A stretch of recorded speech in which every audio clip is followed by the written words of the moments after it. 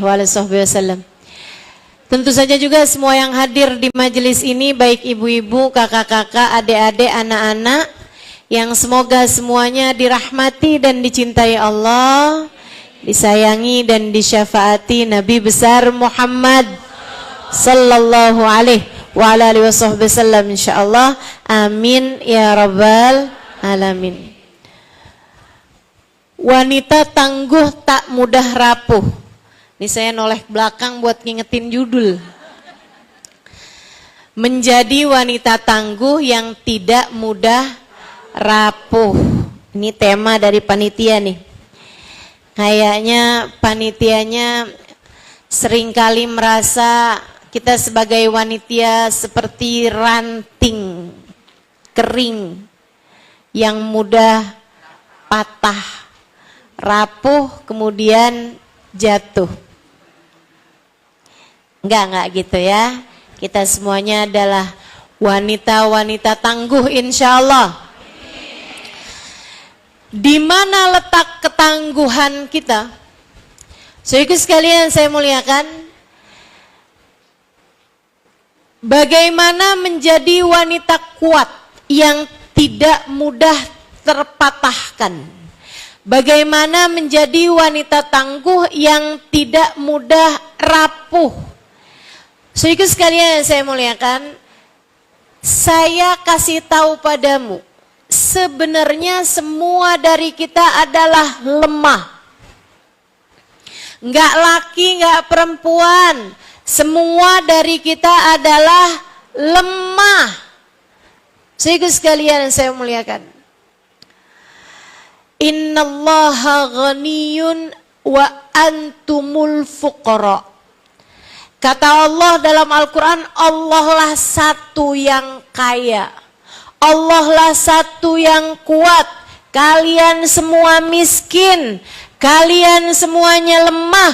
Wa khuliqal insanu dha'ifa. Sesungguhnya manusia tercipta, manusia semuanya diciptakan dalam keadaan lemah. Gak ada yang kuat, semuanya lemah. Kenapa gitu? Kenapa semua manusia diciptakan lemah? Biar mereka kenal sama yang kuat. Semua dari kita Allah cipta rapuh, sebab Allah kepengen kita menghamba kepada yang maha kuat. Dialah satu, Dzul Quwwatil Matin, pemilik kekuatan yang sesungguhnya.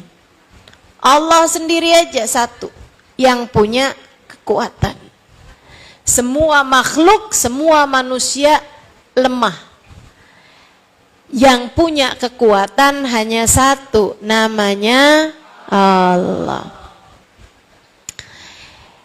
Jadi kalau kita lemah, itu ya memang Allah menginginkan kita untuk sungguh-sungguh menyandarkan diri, sungguh-sungguh bergantung kepada yang maha kuat. Maka semua dari kita lemah kecuali yang dikuatkan Allah. Semua dari kita rapuh kecuali yang dikokohkan oleh Allah Subhanahu wa taala.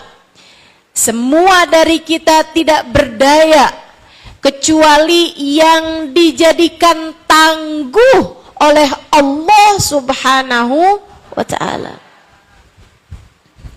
Karenanya, kalau kamu tanya sama saya, gimana caranya menjadi wanita-wanita tangguh yang tidak mudah rapuh? Satu-satunya cara adalah mendekat kepada Sang Maha Kuat. Satu-satunya cara adalah bergantung dengan Sang Maha Tangguh, Sang Maha Kuat, pemilik kekuatan yang sesungguhnya. Gimana cara mendekatnya? Gimana cara bergantungnya? Ini yang akan saya sampaikan kepadamu beberapa cara-caranya. Yang pertama, kamu bisa menjadi wanita yang dikuatkan Allah, yang ditangguhkan Allah jika kamu punya senjatanya, yaitu ilmu. Ilmu. Kamu mesti ngerti caranya. Ilmu membuatmu mengerti caranya. Cara ibadah kepada Allah, cara mendekat kepada Allah, cara itu ilmu, teman-teman. Kayak gini nih. Kayak kamu masuk ke dalam sebuah ruangan. Malam-malam hari, kamu masuk dalam sebuah ruangan. Ruangannya tidak kamu kenali. Rumahnya kakek kamu di kampung misalnya. Kamu datang ke sana, buka pintunya, malam gelap. Kamu pun begitu masuk nabrak-nabrak. Ya ampun, betapa lemahnya saya. Begitu masuk lagi, berapa langkah jeder, nabrak kulkas. Ya sakit nih. Jalan lagi jeder, nabrak lagi pintu. Dapat berapa langkah lagi, kamu terantuk kakimu dengan meja. Kamu mundur, kena ke kursi. Kamu akan terus nabrak-nabrak, kamu jadi sakit. Kalau kamu tidak melakukan hal yang seharusnya pertama kali kamu lakukan ketika memasuki sebuah ruangan yang tidak kamu kenal. Apa itu? Nyalakan lampu. Nyalakan saja lampunya. Begitu kamu nyalain lampunya, terang. Kamu tahu di mana letak kulkas. Kamu tahu di mana letaknya pintu. Kamu tahu meja sama kursi ini adanya di mana. Jadi kamu nggak nabrak-nabrak. Cahaya hidupmu itu adalah ilmu. Biar hidupmu nggak kebanyakan salah. Biar hidupmu nggak kebanyakan nabrak-nabrak, Bu, Kak, Dek, Nak, pelajarilah ilmu agama dengan benar. Belajar. Jangan pernah berhenti belajar. Gimana Ustazah belajarnya? Saya kan udah tua. Ya kayak gini nih. Hadir di majelis-majelis ilmu. Hadir di kajian-kajian. Apalagi zaman sekarang nih, gampang bener orang pengen dapat apaan aja bisa. Saudaraku sekalian bisa buka di YouTube banyak, gitu kan ya? Live streaming ada, di Instagram, sekarang ada juga di TikTok. Zaman ke depan pasti akan menjadi semakin lebih canggih lagi teman-teman. Masalahnya cuma mau apa enggak mau itu aja. Belajar. Tapi kalau kamu mendengarkan kajian-kajian, kenali dulu orangnya. Siapa nih yang nyampein? Jangan asal denger oh gitu, enggak bisa begitu. Jangan asal dengar dari entah siapa yang bicara, kamu ikut. Apalagi urusan agama.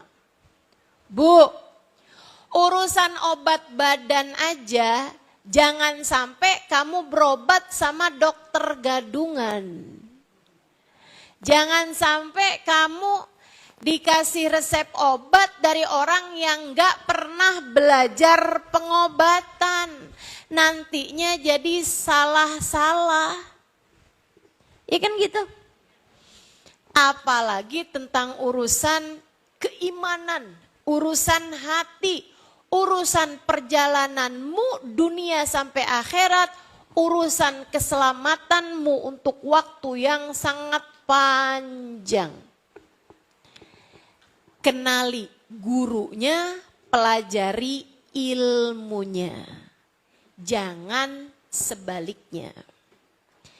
Jangan kamu pelajari ilmunya dulu, baru kamu cari tahu orangnya. Jangan dibalik-balik.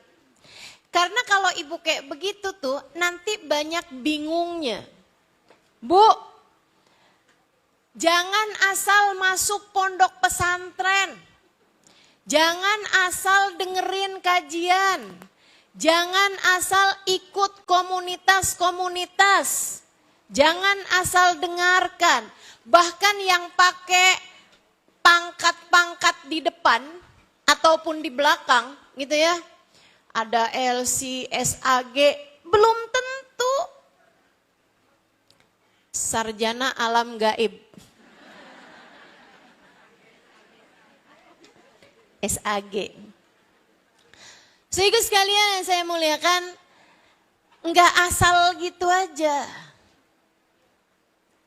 Karena zaman sekarang nih, ibu kan baca juga tuh berita-berita. Ya kan ya? Ditanyain sama gurunya, di sini pondok pesantren ini madhabnya apa? Kami madhabnya Soekarno. Sejak kapan Soekarno punya madhab?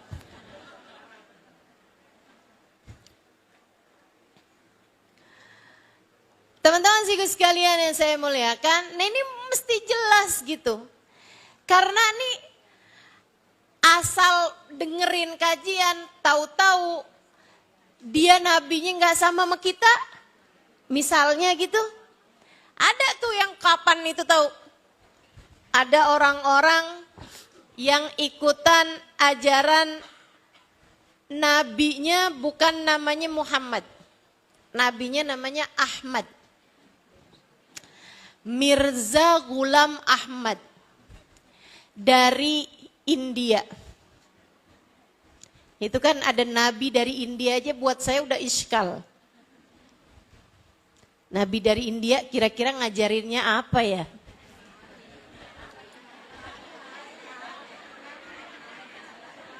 Karena saya kalau inget India tuh ingetnya tiang. Sama hujan, sama lari-lari deh di pohon. Masya Allah. Jadi teman-teman sekalian saya muliakan, jangan asal gitu. Nantinya jadi bingung. Entar dengerin ustadz yang satu bilang kita nggak boleh pergi ziarah. Dengar lagi dari ustadz yang satu lagi, kita bagus untuk pergi berziarah. Nah kan bingung. Betul? Yang satu lagi bilang sama Nabi Muhammad nggak perlu pakai Sayyidina. Yang satu lagi bilang kita sama Nabi Muhammad tuh jangan manggil asal nama, harus pakai Sayyidina. Nah bingung. Betul? Karenanya biar nggak bingung, kenali dulu orangnya, baru dengarkan ilmunya. Gimana cara kenalin orangnya? Saudaraku sekalian saya muliakan, cari tahu latar belakang pendidikannya. Kan begitu? Ngajinya sama siapa dulu dia? Sekolahnya di mana dulu dia? Bergurunya kepada siapa dulu dia? Sebab Nabi Muhammad tuh dulu nyampein ilmu kepada para sahabatnya. Enggak sedikit, 124.000 sahabat. 124.000 sahabat yang ikut bersama dengan Nabi saat haji wada. Jumlahnya 124.000 sahabat. Saudaraku sekalian saya muliakan, Nabi pesan kepada mereka, falyuballigh asyahid minkumul ghaib. Kata Nabi Muhammad, yang hadir nih ya, tolong nanti sampaikan kepada generasi berikutnya yang tidak pernah berjumpa denganku. Maka para sahabat menyampaikan kepada para tabi'in. Para tabi'in menyampaikan kepada tabi'it tabi'in. Para tabi'it tabi'in menyampaikan kepada generasi berikutnya, generasi berikutnya, generasi berikutnya. Sampailah kepada kita di zaman sekarang ini, ada banyak para ulama-ulama kita yang memiliki nasab keilmuan bersambung sampai kepada baginda Nabi besar Muhammad. Bukan asal baca buku, bukan asal searching di Google. Nggak boleh loh, sholat raweh itu nggak boleh lebih dari 11 rakaat. Kata siapa? Saya baca dari Google. Enggak gitu, enggak gitu. Beragama itu ikut dari pendahulu sampai kepada Nabi besar Muhammad. Alhamdulillah di Indonesia enggak kurang-kurang ulama-ulama yang memiliki nasab keilmuan bersambung dengan Nabi besar Muhammad. Di pondok-pondok di Pulau Jawa terutamanya banyak bertaburan para ulama-ulama yang sanad ilmunya bersambung terus sampai kepada Sayyiduna Muhammad sallallahu alaihi wasallam. Sekali lagi pelajari, kenali gurunya, pelajari ilmunya. Biar enggak bingung. Insya Allah. Kalau kamu berilmu, kamu kuat secara pemikiran. Kalau kamu berilmu, jadi istri, kamu akan jadi istri yang kuat. Karena ngerti ilmunya. Bagaimanapun suami kita nih mesti nurut sama kita. Itu orang gak ngerti ilmu tuh. Itu perempuan gak ngerti ilmu tuh. Alhamdulillah sesudah 5 tahun menikah, suami saya sekarang tunduk kepada apapun perintah saya. Gak berilmu tuh. Ini perempuan maaf bahlul nih.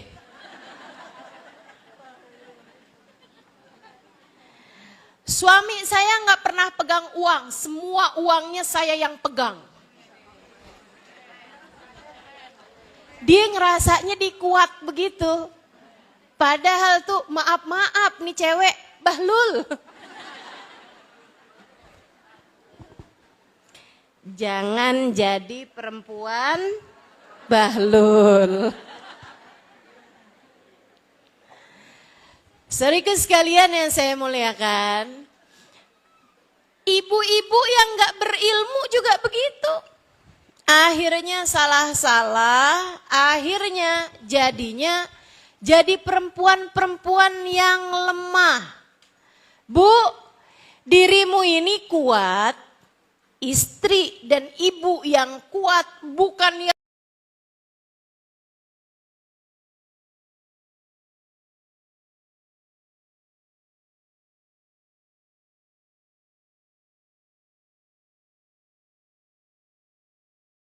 lemah.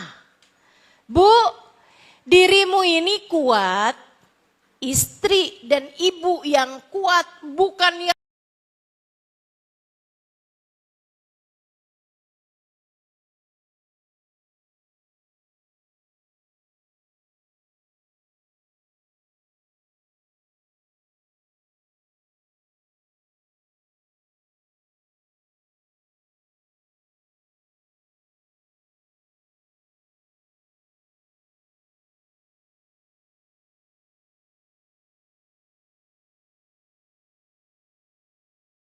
keras.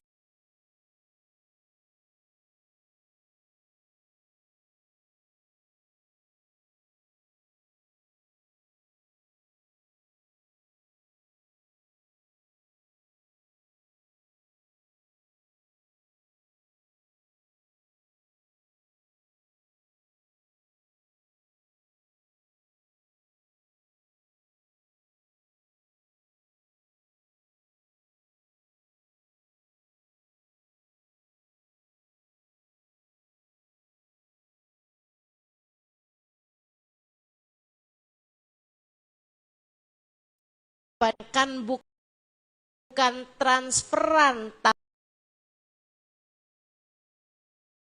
bayangkan bukan hadiah, akan tetapi yang dia bayangkan adalah ridhonya Allah Subhanahu wa Ta'ala. Dia selalu berbuat baik pada suaminya bukan karena berharap keridhaan suaminya, akan tetapi berharap keridhaan pemilik suaminya, pencipta suaminya, Tuhan suaminya, Allah Subhanahu. Dan orang bisa begitu, jadi istri yang kuat seperti itu ketika dia berilmu. Makanya ngaji, Bu. Ngaji, Dek. Ngaji, Kak. Biar kamu jadi orang-orang yang paham bagaimana harus bersikap. Enggak nabrak-nabrak mulu gitu. Sehingga sekalian saya muliakan, jadi ibu juga begitu. Mesti punya ilmunya, mesti paham. Jadinya kalau ngomong sama anak enggak main perintah melarangan mulu. Udah sholat? Sholat? Neraka.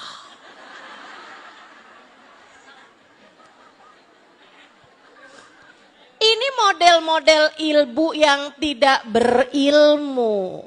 Bawa-bawanya neraka mulu. Dia nggak paham kalau yang disebutkan Nabi tentang seorang ibu bukan neraka melainkan surga. Al-jannatu tahta aqdamil ummahat. Surga berada di bawah telapak kaki ibu. Nah kalau ibu-ibu yang ngaji tuh, dia akan tahu gitu kan. Nabi Muhammad nyebut saya nih pembawa surga. Kenapa saya bawa-bawanya neraka mulu ya? Jadinya saya harus bawa-bawa surga. Gitu kan? Yuk nak kita sholat berjamaah biar kita masuk surga bareng-bareng. Tuh berilmu dia. Dia ngerti ilmunya. Ngadepin anak. Banyakin senyuman, banyakin pelukan, banyakin kata-kata yang menyenangkan hati anak. Anakmu perlu kasih sayang darimu, Bu. Bahkan bukan ilmu yang diperlukan anak dari ibunya.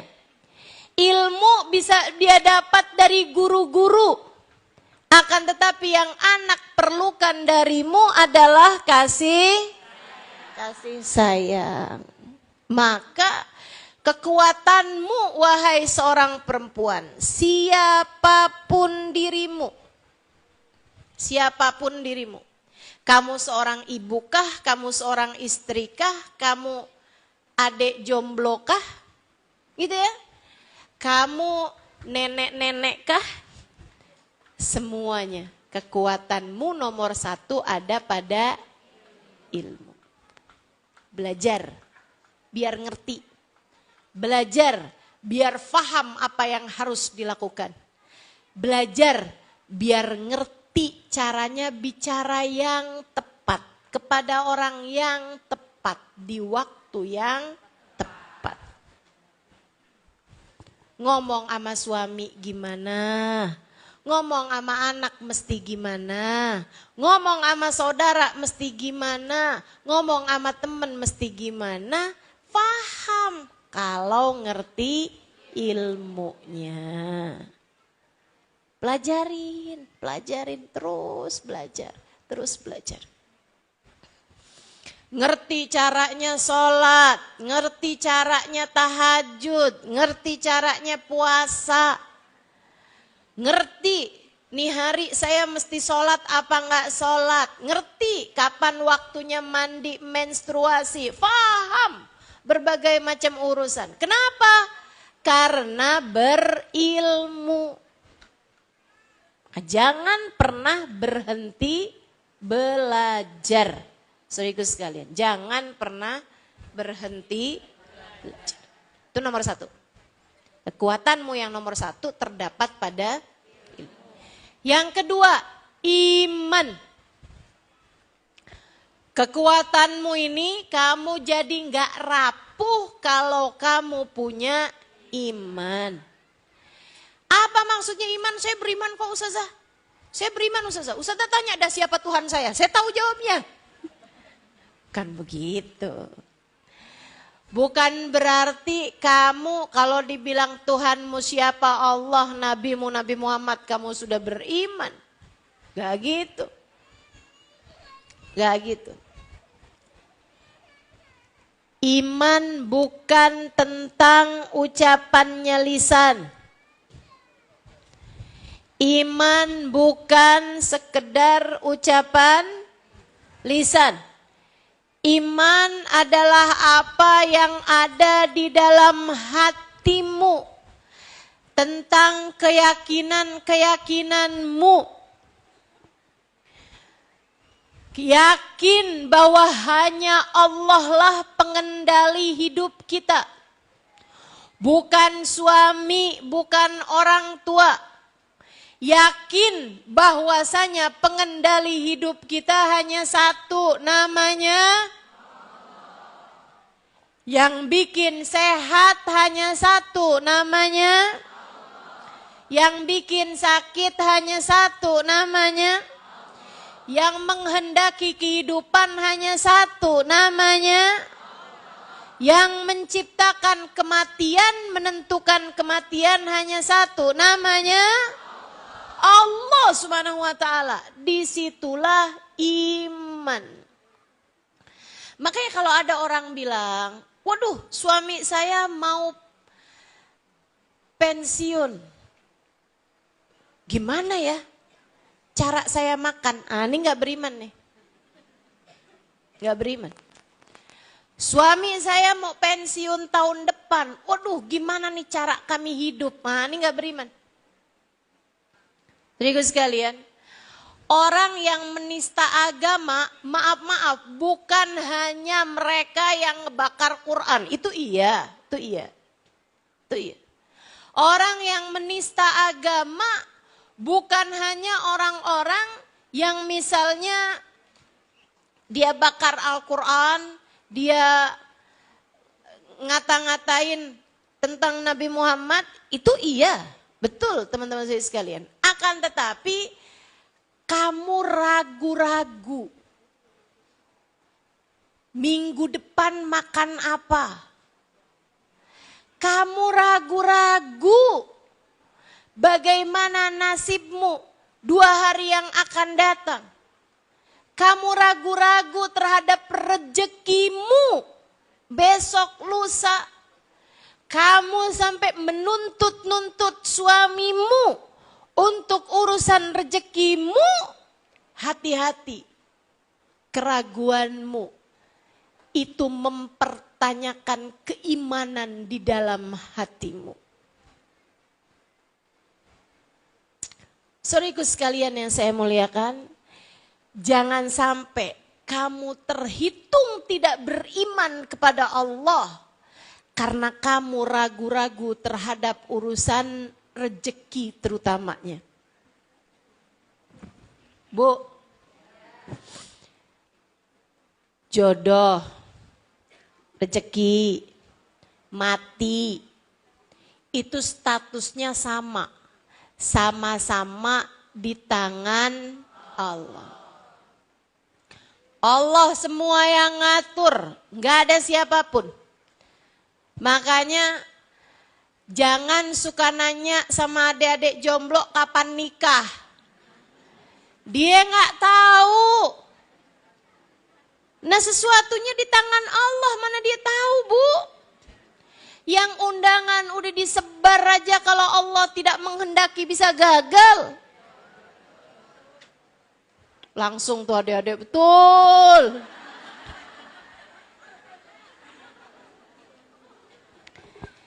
Jadi berhentilah bertanya sama orang yang belum nikah kapan nikah. Orang udah nikah juga berhentilah bertanya kapan punya anak. Dia nggak tahu, ibu-ibu sekalian, dia nggak tahu. Saya waktu baru pertama lama nikah, saya nggak tahu kapan saya punya anak. Sampai sekarang, saya belum tahu kapan saya punya anak atau bahkan mungkin punya anak apa nggak punya anak. Saya nggak tahu.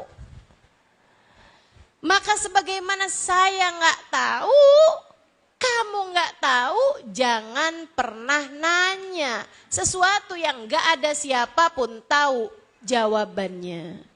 Kesian adik-adik kecil-kecil kita itu. Umur 25 tahun tanyain mulu, Ustazah saya emang nggak mau mudik dah. Ujian Ustazah kalau mudik, tanya mulu sama orang, kapan nikah, kapan nikah. Saya kasih aja deh jawabannya, saya bilang gini aja. Kalau ada yang nanya, maka kamu kapan nikah, jawab balik, kamu kapan mati. Itu sama statusnya. Kapan nikah, kapan punya anak, kapan mati. Sama-sama nggak ada yang tahu kecuali iman. Seharusnya mengajarkan kepada kita. Iman seharusnya membuat kita faham bahwasanya penentu kehidupan hanya satu, yaitu Allah Subhanahu wa ta'ala. Jangan akhirnya jadi tuntutan di masyarakat kita gitu. Sampai ada adik-adik, Ustazah pokoknya Ustazah doain nih sebelum Ramadan nih saya harus sudah nikah Ustazah. Maksa banget gitu deh, Ramadannya udah deket. Iya pokoknya Ustazah pokoknya harus udah nikah sebelum Ramadan. Kenapa gitu? Biar saya bisa melaksanakan hadisnya Nabi Muhammad. Hadis yang mana? Berbukalah dengan yang manis.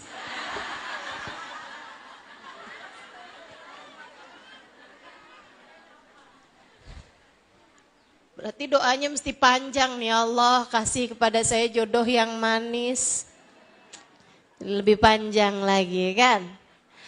Saudaraku sekalian yang saya muliakan, jadi iman membuatmu seharusnya ngerti bahwasanya yang ngasih rezeki hanya satu, yaitu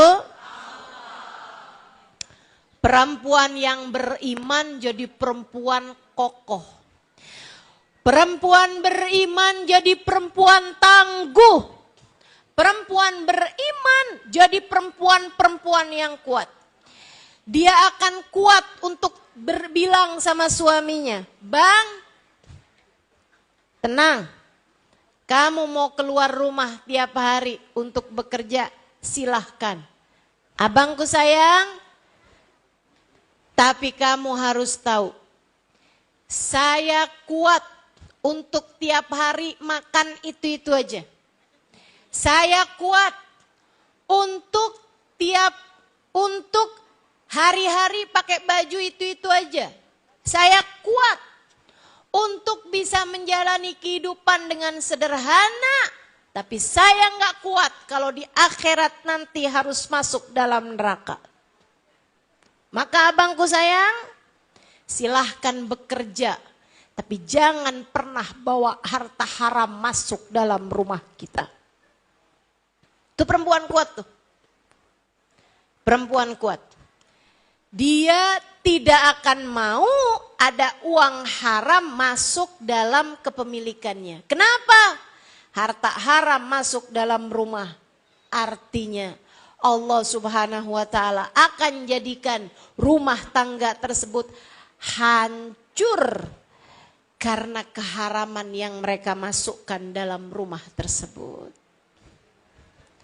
Jadilah wanita yang kuat dengan iman. Saudaraku sekalian, berimanlah hanya kepada. Kenapa bahasa Ustazah gitu ya? Kita beriman semuanya hanya kepada Allah lah Ustazah. Bu, Nabi Muhammad tuh bilang begini nih, untuk kita nih umat zaman akhir nih. Inna likulli ummatin ijl, wa ijl ummati ad-dinar wa dirham. Tiap umat tuh punya sesembahan. Saya lihat umat Nabi Musa ada sesembahan lain. Yaitu sesembahannya Musa Samiri. Nyembah anaknya sapi. Ada umatnya Nabi Ibrahim, mereka nyembah bulan dan matahari. Begitu kan? Likulli ummatin ijl. Setiap umat tuh kayak punya sesembahan lain gitu yang dia sembah. Wa ijl ummati, kata Nabi Muhammad nih. Ternyata saya perhatikan sesembahannya umat saya ternyata juga punya sesembahan lain selain Allah. Apa Rasul? Nyembah kuburan? Bukan. Apa Rasul? Nyembah pohon? Bukan. Wa'ijil ummati, sesembahannya umat saya, ad-dinar wa dirham adalah uang. Umat saya nih kebanyakan nyembahnya uang. Selain Allah mereka menyembah uang. Karenanya ada banyak istri-istri tidak beriman yang berani bilang kepada suaminya, ada uang abang sayang. Gak ada uang, silahkan tidur di luar. Jangan pulang bang kalau gak bawa uang. Oh, dia pikir dia perempuan yang kuat dengan bahasa seperti itu. Kamu lemah. Sebab menunjukkan bahwa kamu bukan perempuan beriman. Berimanlah kepada Allah. Hingga faham pemberi rizki cuma Allah. Yang ngasih sakit cuma Allah. Yang bisa menyembuhkan adalah Allah. Ibu-ibu sekalian, orang-orang yang pakai pesugihan berarti dia tidak orang-orang yang biar hati suaminya nggak berpaling kemana-mana, sampai pakai guna-guna, pakai santet, bener ya? Santet apa santlet? Santet, iya. Pakai santet, pakai ini nih katanya. Ini ya, kalau minyak ini dipasang di alis nih, ntar suami ngikut kemana aja kamu pergi. Pakai pelet. Ya Allah, ya Allah. Itu menunjukkan bahwa dia tidak berilmu, dia juga tidak beriman. Orang paling lemah nih, kasihan, paling lemah. Yang kayak begini, teman-teman. Makanya kalau sampai denger gitu kan, saya makanya memutuskan untuk nggak baca aja dah berita-berita yang begituan. Nggak dengerin aja dah TV-TV yang begituan tuh. Ada bapak sampai tega nguburin anaknya, hidup-hidup, ngebunuh anaknya, katanya dari dukunnya. Ya Allah, ya Allah. Segala macem yang dikerjain orang. Bu ya, ngeri bener nih. Ada perempuan nagih hutang, dibunuh sama yang ditagih. Kabarnya itu di Bekasi. Saya nggak tahu tuh Bekasi yang mana. Sedih saya bacanya kabarnya, Allah. Di Jamrut tuh ya? Bukan. Sian saya ngebayanginnya, ya Allah. Ya Allah. Kuatkanlah keimanan umat ini, ya Allah. Biar enggak nyari rejeki dari jalan yang haram. Dan biar tenang hati mereka dengan rejeki yang telah Engkau berikan. Iman Bu, bikin kamu nih tenang sama rejeki yang Allah berikan. Bikin kamu gak rebut-rebutan urusan rejeki, itu iman. Saudaraku sekalian, bikin saudara enggak berantem sama saudaranya urusan warisan. Itu adalah iman. Iman. Kalau kamu yakin yang ngasih rezeki Allah, nggak sampai segitunya rebut-rebutan urusan warisan. Halo? Dengar ucapan saya? Kalau kamu beriman, nggak sampai segitunya rebutan urusan warisan. Makanya kalau ada orang sampai rebut-rebutan urusan warisan, pertanyakanlah keimanan dalam hatimu. Kalau kamu yakin yang ngasih rezeki Allah, lepasin yang direbutin sama orang lain, lepasin. Bu, Kak, Dek, Nak, rezeki bisa kamu cari. Rezeki bisa Allah beri lewat jalan-jalan yang lain. Tapi saudaramu nggak bisa lagi kamu cari kalau kamu sudah kehilangan dia. Nggak apa-apa kita kehilangan uang. Itu berarti bukan rezeki kita. Betul? Jangan sampai kita kehilangan saudara.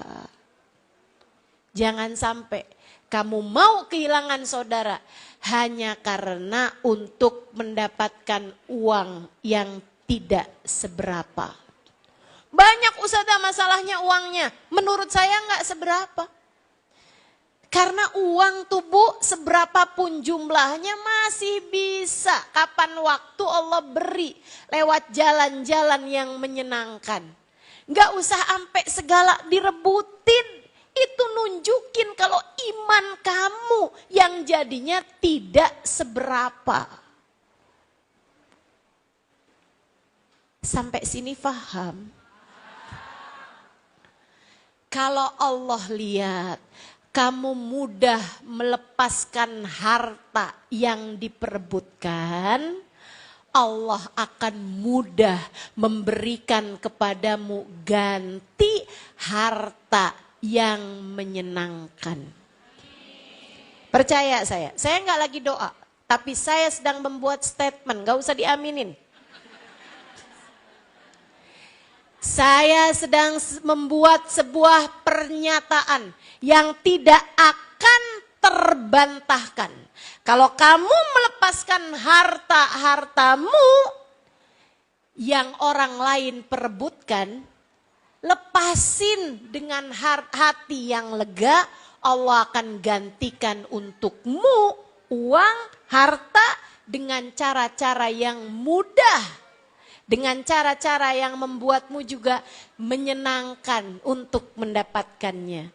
Udah gak usah khawatir teman-teman, gak usah khawatir. Usah khawatir. Tiap kali ada orang yang merebutkan harta, nih gitu aja udah. Ini punya saya, nggak bukan ini punya saya. Oh punya kamu silahkan, gitu. Itu kalau ada orang tuh sampai rebut-rebutan nih, segala berkatan majelis rebutan. Tuh. Iman.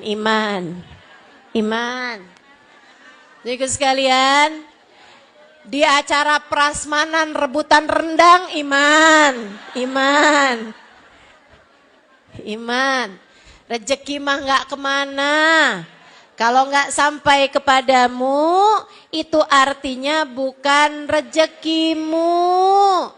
Tenang aja udah. Saya mah gitu Bu, urusan uang tuh tenang aja.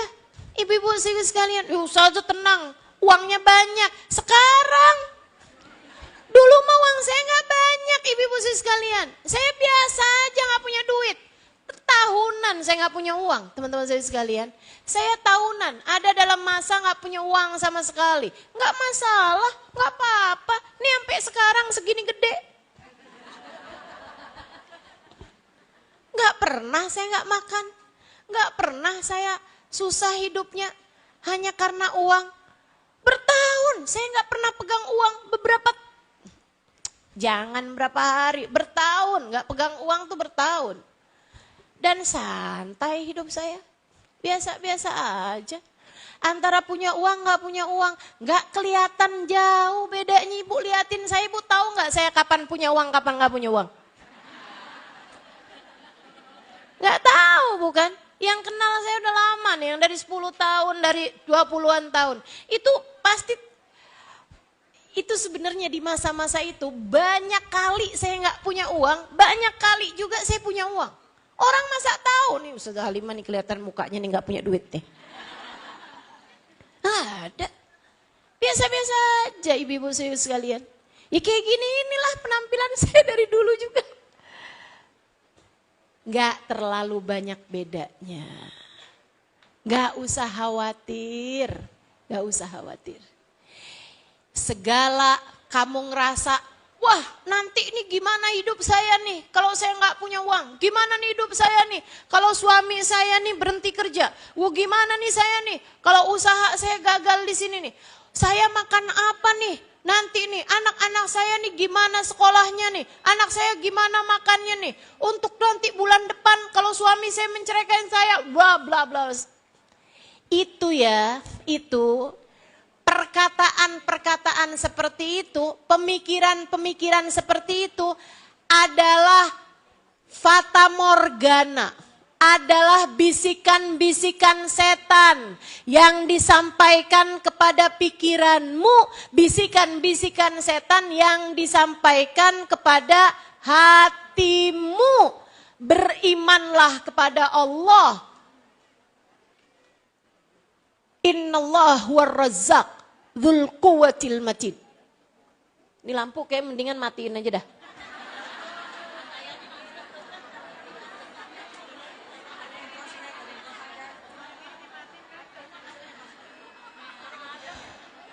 Kayaknya malah justru jadi ngurangin konsentrasi ya, terhidup, termati gitu kan. Ya. Ini kita mesti tahu nih, yang hidupin, yang matiin lampu ini hanya satu. Buat ngingetin kita. Gitu kan ya? Teman-teman sekalian yang saya muliakan, gitu tuh. Kita tuh sama urusan rezeki, Bu, yang tenang hati. Kita nggak pernah tahu apa yang akan kita makan esok hari. Begitu bukan? Kita nggak pernah tahu apa yang akan kita makan esok hari. Kita nggak pernah tahu nasib kita besok nih apaan, kita nggak pernah tahu. Ibu-ibu sekalian yang saya muliakan. Dan Allah tuh Bu, kalau mau ngabisin harta orang, Allah mau banyakin, ngurangin harta orang, ya Allah Bu, sekejap mata. Ibu-ibu sekalian, pagi hari pada beberapa tahun silam, di kota Aceh, ibu-ibu sekalian, pagi hari itu mereka nggak ada yang tahu. Gak ada yang tahu apa yang terjadi. Pagi hari itu ada ibu-ibu yang marah sama anaknya karena anaknya lupa bawa PR. Kan gitu ya? Ada yang seorang suami marah-marah sama istrinya karena masakannya hari itu tuh jadi gak enak gitu. Ada istri juga yang bilang sama suaminya kan, kamu kenapa? Belum kamu bayar nih tagihan yang ini, kamu memang dasar, jadi suami gak bener nih, kenapa sih kamu lupa bayar tagihan ini itu misalnya gitu. Ibu-ibu sekalian, jam 8, jam 9 pagi hari itu terjadilah tsunami yang menghancurkan. Ada begitu banyak harta yang menghabisi, ada begitu banyak nyawa orang ibu-ibu sekalian. Kebayang betapa sangat remehnya perbincangan-perbincangan mereka, kemarahan-kemarahan mereka pagi hari tersebut. Seorang ibu yang pagi hari marahin anaknya karena seragamannya nggak beres dia pakainya, karena pakai sepatunya nggak cepet, karena dia lupa ngerjain PR yang seharusnya dikerjakan malam harinya gitu. Dia berangkat pergi ke sekolah hari itu, malam harinya ternyata anaknya meninggal dunia bersama dengan segitu nyawa orang yang meninggal hari itu. Ibu-ibu saudaraku sekalian yang saya muliakan, Allah yang punya kekuatan, segala kekuatan. Allah satu-satunya sang pemberi rizki. Allah satu-satunya penentu kehidupan. Tetaplah beriman. Dan jangan pernah pernah mempermasalahkan perkara-perkara yang akan kamu jadikan penyesalan ketika Allah menentukan sesuatu padamu. Bu, suamimu kamu marahin hanya karena dia nggak ngangkatin galon pagi hari tersebut. Siang hari dia jalan kemudian kecelakaan dan meninggal dunia. Kayak apa nyeselmu, Bu? Saya satu hari pernah jumpa sama seorang kawan saya dekat. Tapi saya udah lama gak ketemu sama dia. Ini saya ceritain nih ibu-ibu nih. Hari Selasa, saya jumpa sama seorang kawan, saya dekat sekali saya sama dia. Cuman berapa tahun itu saya jarang ketemu sama orang tersebut. Saya ketika ketemu dia di majelis, dia nyamperin saya pelukin dia. Saya pelukin. Abis saya bilangin juga, nanti jangan pulang dulu ya, saya bilang. Begitu selesai majelis, saya samperin dia lagi, saya pelukin dia lagi. Saya bilangin sama dia, saya sayang sama kamu. Kamu adalah sahabat saya dunia akhirat. Saya sayang saya kamu. Kamu adalah sahabat saya dunia akhirat. Jadi sekalian, saya hari Rebo, hari Kamis, malam Jumat, pagi Jumat, saya dengar kabar dia meninggal dunia. Ibu-ibu saudaraku sekalian saya muliakan, saya sangat sedih ditinggalkan sahabat saya ini. Hati saya rasanya kehilangan gitu. Saya kehilangan sahabat saya ini, Bu.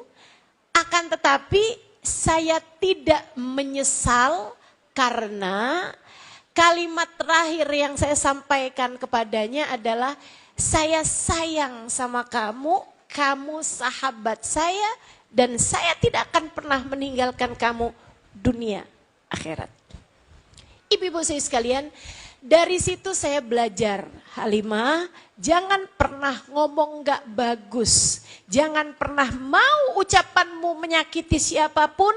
Kamu tidak pernah tahu, bisa jadi itu adalah kalimat terakhir yang kamu ucapkan terhadap siapapun. Kamu gak pernah tahu kapan kamu mati, kamu gak pernah tahu kapan orang mati. Gak sakit gak apa kok teman saya itu. Meninggal dunia gitu aja. Jadi sekalian yang saya muliakan, maka kamu juga gitu. Kamu gak pernah tahu suami kamu tuh meninggalnya kapan. Atau kamu meninggalnya kapan, kamu gak pernah tahu. Anak-anak kamu gak pernah tahu teman-teman sekalian. Maka tetaplah beriman. Perempuan yang beriman akan menjadi perempuan yang mampu menjaga ucapannya, mampu menjaga perilakunya, dan dia adalah perempuan-perempuan tangguh, perempuan-perempuan kuat yang tidak mudah dikalahkan oleh apapun. Berimanlah, insya Allah. Kekuatanmu yang nomor satu adalah kekuatanmu yang nomor dua adalah iman. Penentu hidup hanya satu namanya. Pemberi rizki hanya satu namanya. Yang ngasih bisa sehat, yang ngasih sehat hanya satu namanya. Yang ngasih sakit hanya satu namanya. Pemberi kehidupan hanya satu namanya. Pemberi kematian hanya satu namanya. Allah Subhanahu wa ta'ala. Tetaplah beriman, dengannya kamu kuat. Yang ketiga, teman-teman saya sekalian, kalau kamu pengen jadi perempuan beriman, jangan bergantung kecuali kepada imannya kamu udah punya, ilmunya kamu udah punya. Iman itu didapat dengan ilmu. Kalau kamu belajar, kamu akan beriman. Kamu jadi ngerti segala macam hal. Nah, iman membuatmu tidak bergantung kecuali kepada Allah. Saudaraku sekalian saya muliakan, jangan bergantung sama suami, Adik-adik jangan bergantung sama orang tua. Orang tua tuh cukup disayangi, Dek. Jangan bergantung kepada mereka. Ibu juga gitu, suami Bu cukup disayangi Bu. Jangan bergantung pada suami.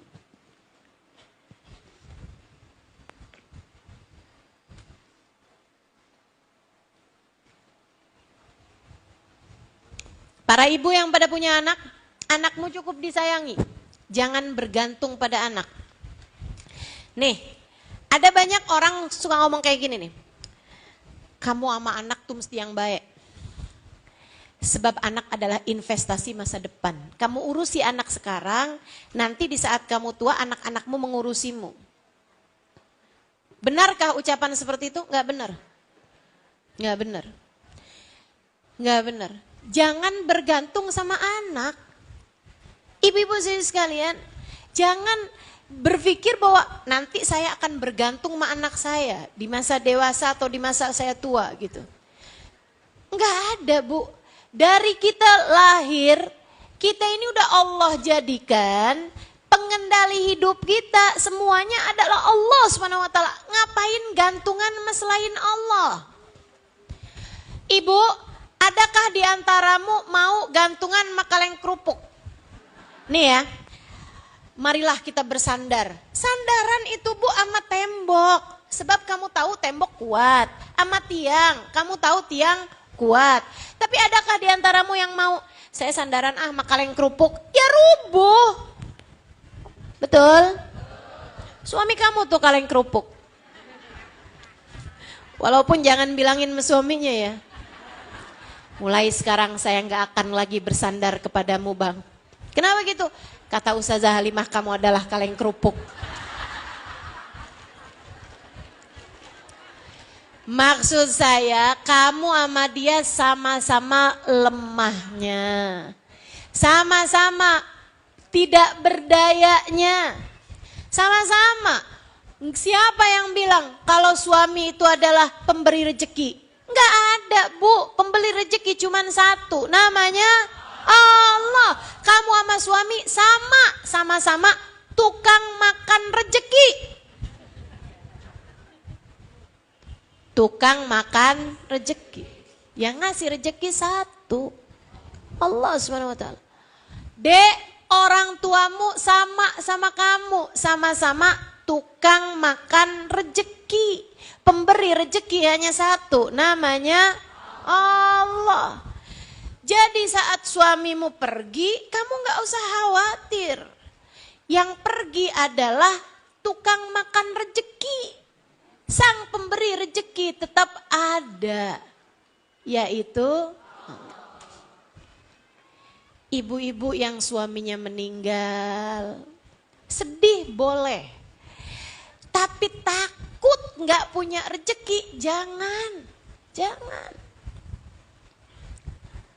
Para istri, maaf ya, kalau kamu adalah seorang istri yang ditendang, dipukul sama suami gitu misalnya gitu.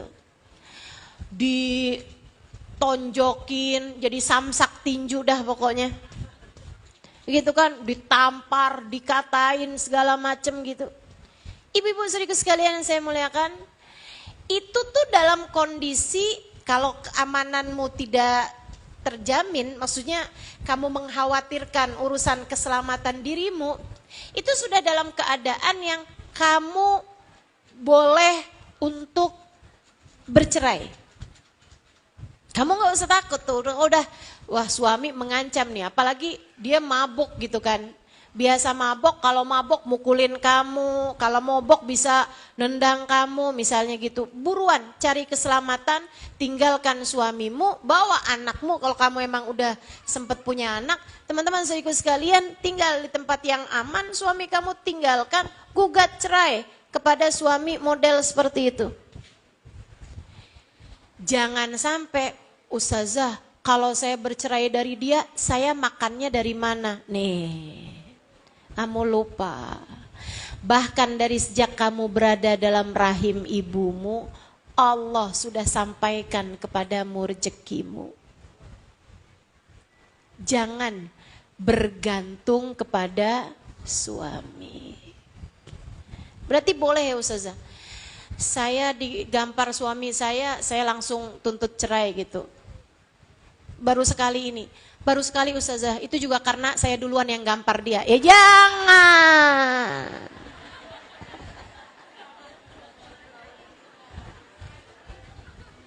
Ya itu mah gak gitu ceritanya gitu kan. Paham maksud saya ya?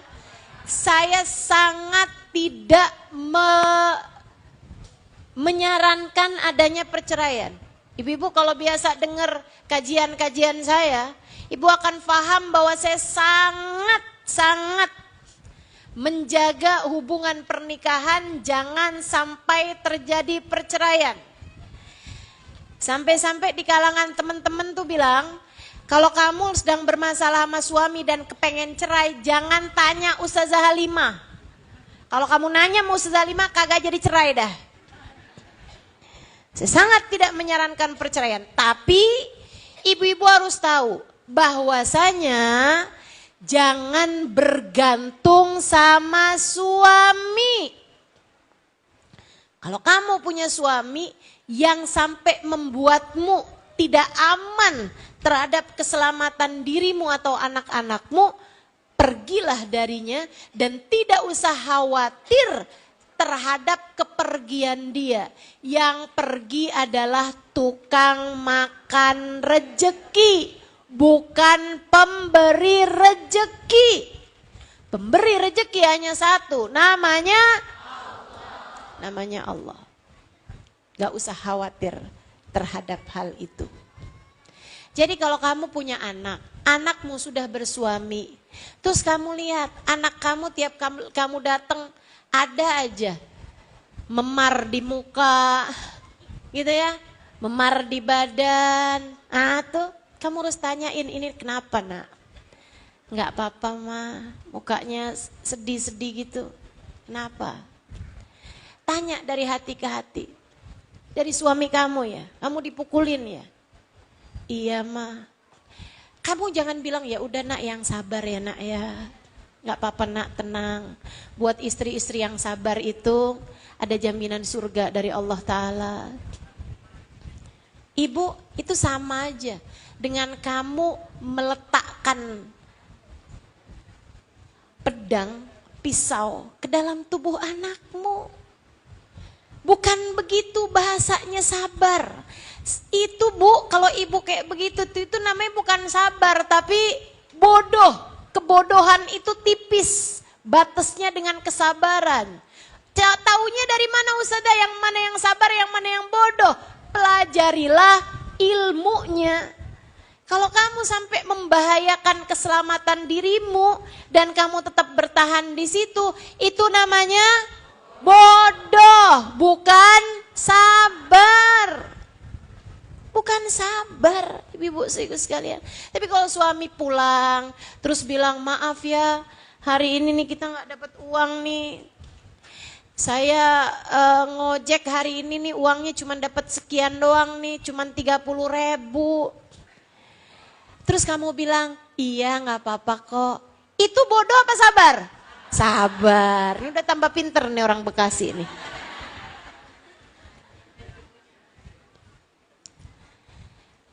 Pertama tadi, kedua tadi, ketiga, tidak bersandar kecuali kepada, tidak bergantung kecuali kepada manusia. Cukup disayang, jangan dijadikan tempat bergantung.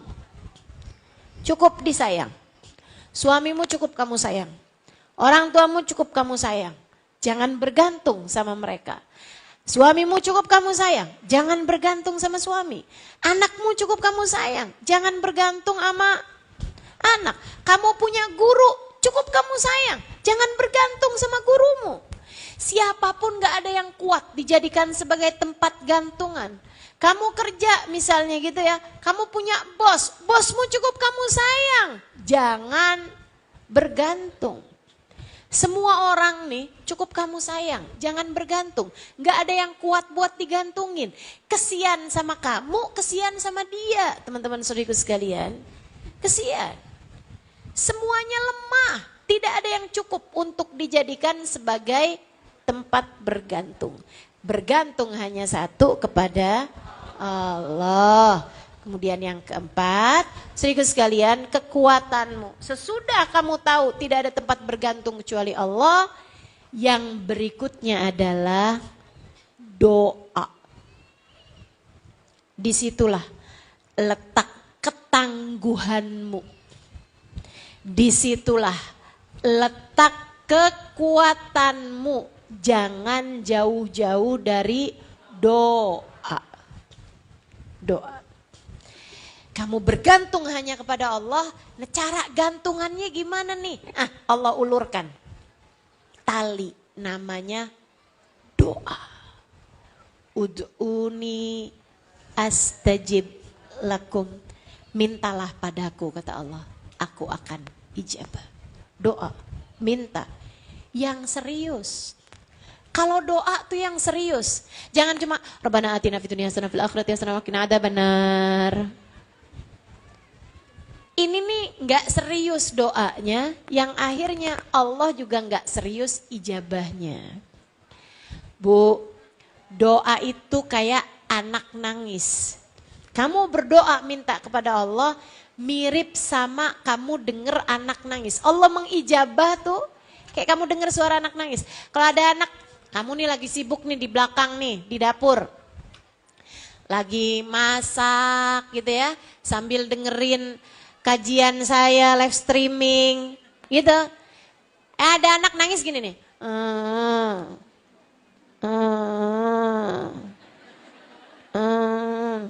Duh, cerewet amat sini anak. Paling gitu kamu.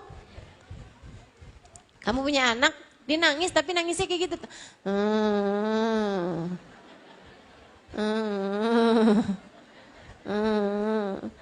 Kamu biasa-biasa aja dengernya. Tapi begitu anak nangisnya serius nih, wah, saya yakin kamu lagi ngapain juga, kamu lari untuk mendekat kepada anak tersebut. Minta apa nih anak ini nih? Oh kamu lapar nak, oh kamu haus nak, oh kamu jatuh nak, segera. Allah kayak begitu. Kalau kamu doanya, Rabbana atina fid dunya hasanah fil akhirati hasanah wa qina adzabannar. Apaan sih? Cerewet amat nih. Berisik nih gitu. Tapi begitu dengan hati tulus. Sesudah beberapa rakaat di waktu malam, kamu sholat, kamu beristighfar, kamu menyebut-nyebut namanya, kamu baca Asmaul Husna, kemudian kamu mengangkat tangan, kamu berdoa dengan linangan air mata, ya Allah, ya Allah, ya Allah, kasihanilah hambamu ini ya Allah, sayangilah saya ya Allah. Ketika dengan linangan air mata kamu bilang ya Allah, ampuni dosa-dosaku ya Allah. Ya Allah, kasihani saya ya Allah. Kasih rezeki yang halal ya Allah. Suami gampangin urusannya ya Allah. Kasih rezeki yang gampang ya Allah. Anak-anak soleh-solehahkan mereka ya Allah. Dengan linangan air mata kamu berdoa. Kamu meminta, tolong jagain anak-anak saya ya Allah. Kesian mereka ya Allah. Jadiin mereka bisa jagain sholatnya ya Allah. Jangan biarkan mereka meninggalkan sholat ya Allah. Dengan linangan air mata kamu berdoa, meminta kepada Allah. Tuh kayak anak yang nangis tadi dengan serius teman-teman. Allah akan menghadapkan dirinya padamu. Kemudian akan bertanya, lebih kayak abdi, lebih wahai hambaku, kamu minta apa? Anak-anak saya soleh-solehahkan ya Allah. Iya baik, saya akan jadikan anak-anakmu soleh-solehah. Rezeki suami yang halal ya Allah, rezeki saya yang halal ya Allah, lebih hambaku, lebih aku akan beri padamu rezeki yang halal. Kalau datang ajal, matikan dalam husnul khotimah ya Allah, lebih hambaku, lebih aku akan berikan padamu husnul khotimah. Doa yang serius. Kalau doa kayak anak nangis sama kamu tuh, kayak gitu tuh. Makanya kalau kamu lihat-liatin, kok saya kalau doa nggak diijabah ya? Kok anak-anak saya kayak gini keadaannya? Coba ingetin, seberapa serius kamu meminta hal itu kepada Allah Ta'ala? Seberapa serius kamu meminta hal itu kepada Allah? Saya sampaikan padamu teman-teman saudaraku sekalian, saya tidak pernah dikecewakan Allah dari doa-doa saya. Dan saya yakin siapapun dari kamu akan setuju, sepakat sama apa yang saya sampaikan. Coba kamu inget-ingetin. Yang kamu minta dengan serius sama Allah. Yang kamu minta dengan banjir air matamu kepada Allah Subhanahu wa ta'ala. Yang kamu minta di waktu sepertiga malam terakhir kamu nangis kepada Allah Subhanahu wa ta'ala. Ada gak yang gak diijabah? Ada gak yang gak diijabah? Gak ada. Gak ada. Kalau kamu meminta dengan serius sama Allah, pasti diijabah. Pasti diijabah. Tapi Ustazah sampai sekarang belum punya anak. Karena saya memang tidak pernah meminta sesuatu dengan sangat serius. Untuk hal-hal yang saya tidak tahu baik buruknya bagi kehidupan saya. Saya tidak pernah meminta dengan serius, dengan linangan air mata. Untuk sesuatu hal yang saya tidak tahu baik buruknya bagi saya. Untuk dunia saya. Saya nggak pernah minta urusan jodoh, mas jodoh saya mau Allah sampai nangis-nangis gitu, nggak pernah. Ya Allah cepet kawinin saya ya Allah, nggak pernah. Nggak pernah. Sebab saya tahu itu sesuatu hal yang saya nggak tahu baik buruknya bagi saya, bagi dunia saya. Makanya ketika kemudian menikah ya alhamdulillah. Teman-teman sekalian saya muliakan. Untuk hal-hal yang saya tidak tahu baik buruknya terhadap diri saya tidak akan meminta dengan seserius itu. Saya hanya akan meminta sesuatu hal yang sangat saya rasakan serius bagi diri saya. Ampunan, ilmu yang manfaat, keridhaan Allah, kasih sayang Rasulullah, kebersamaan dengan Nabi Muhammad di akhirat. Saya akan memintanya dengan serius. Sebab saya tidak mau saya menjadi orang yang menyesal ketika datang waktunya. Maka untukmu saudara-saudariku, siapapun yang mendengarkan ini, hajat-hajatmu mintakan kepada Allah. Dialah satu yang memilikinya. Minta sama Allah rezeki yang halal. Minta sama Allah kesoleh-solehahan anak-anakmu. Minta sama Allah, kamu misalnya kesulitan menghadapi suami yang keras hatinya. Minta sama Allah teman-teman. Hati suamimu tuh berada dalam genggaman Allah.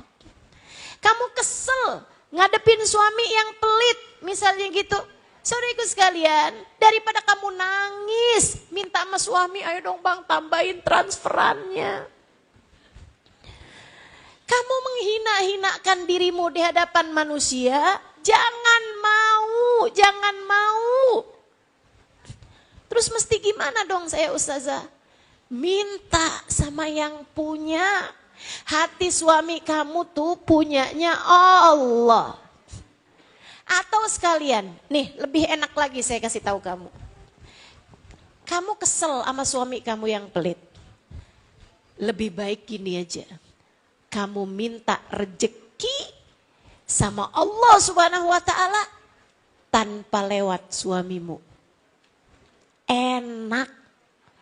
Nanti Allah akan bagi kepadamu rejeki tanpa lewat suamimu, tidak membuatmu merasa terhina dengan harus minta kepada suamimu itu.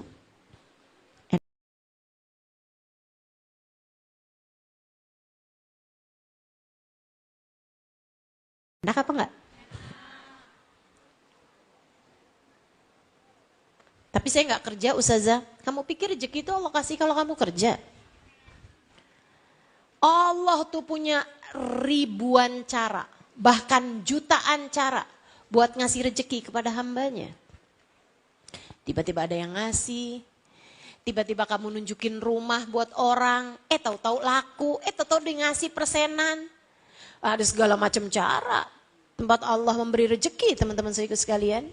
Namun yang pasti itu dia tuh masalahnya tuh ya. Mintalah yang serius kepada yang punya, yaitu Allah Subhanahu ta'ala. Adik-adik yang kepengen nikah daripada pacaran, mending doa dek. Pacaran tidak mendekatkanmu kepada jodoh. Pacaran hanya mendekatkanmu kepada dosa.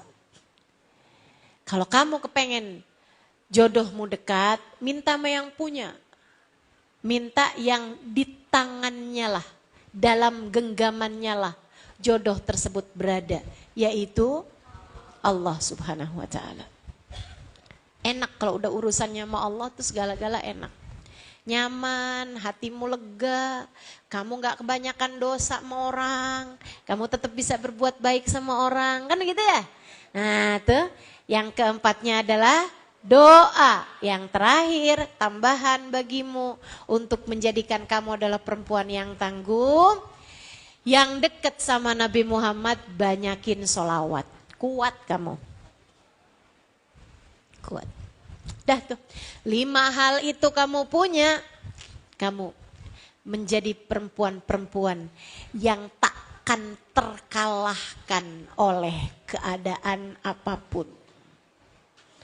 Kamu menjadi perempuan-perempuan tangguh, gak gampang rapuh, gak gampang jatuh.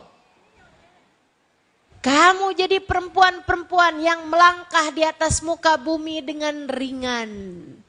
Tak akan mampu tergoyahkan. Ibu-ibu saudaraku sekalian yang saya muliakan, 5 hal itu tuh kamu punyain. 1, ilmu. 2, iman. 3, tidak bergantung kecuali kepada Allah Subhanahu wa ta'ala. Gantungannya, sandarannya cuma sama Allah. Tawakal gitu ya. Tawakal lah bahasa gampangnya. Kemudian yang keempat, kamu punya doa. Dan yang kelimanya, kamu punya banyak sholawat kepada Nabi Muhammad. Diiringi dengan rasa cinta kepada Nabi. Kamu punya rasa besar kepada Nabi Muhammad alaihissalam. Cintamu besar kepada Nabi Muhammad. Lisanmu gemar bersolawat kepada Nabi Muhammad. Lihat bagaimana Allah Subhanahu wa ta'ala akan menjadikanmu menjadi perempuan-perempuan yang kuat. Rabbana zalamna anfusana wa ilam taghfir lana wa tarhamna lanakunanna minal khasirin. Rabbana atina fid dunya hasanah fil akhirati hasanah wa qina adzabannar. Bi fadli subhana rabbika rabbil izzati amma yasifun. Wassalamun alal mursalin. Walhamdulillahi rabbil alamin. Semoga menjadi ilmu yang tak hanya didengarkan dengan telinga kanan keluar telinga kiri, tapi menjadi ilmu yang bermanfaat bagimu, menjadi cahaya yang menerangi kehidupanmu, dapat kamu amalkan dalam sisa kehidupanmu. Ala hadhihi niyah wa bikulli niyatin salihah jami'ah syamilah ila hadratin Nabi Muhammad sallallahu alaihi wa sallam. Al-Fatihah.